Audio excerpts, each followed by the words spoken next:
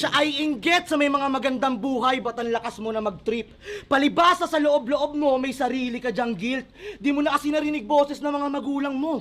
Mga huling salita na nabanggit. Di mo na sila nadalaw sa ospital at yun ang hindi mo ma-admit, kaya kill!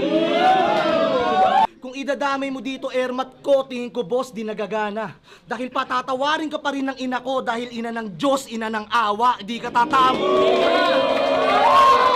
Di ka tatama, kahit full at loaded. Pangtirang bata, tol ang lotek. Sige, idamay mo pamilya ng Diyos, walang problema, Jesus Mariosep.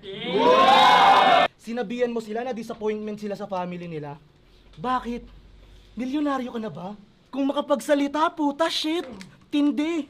Nagastang living the life agad porkit kumikita na ng 650. Mo baka sabihin, yabang mo naman Diyos, magkano ba araw mo? 714 lang araw ko. Pero kahit pa ganon, si Kilay threaten. Dahil kaya kong ibigay sa'yo kalahati nun, sige saluhin mo tong aking 357, sobrang pek.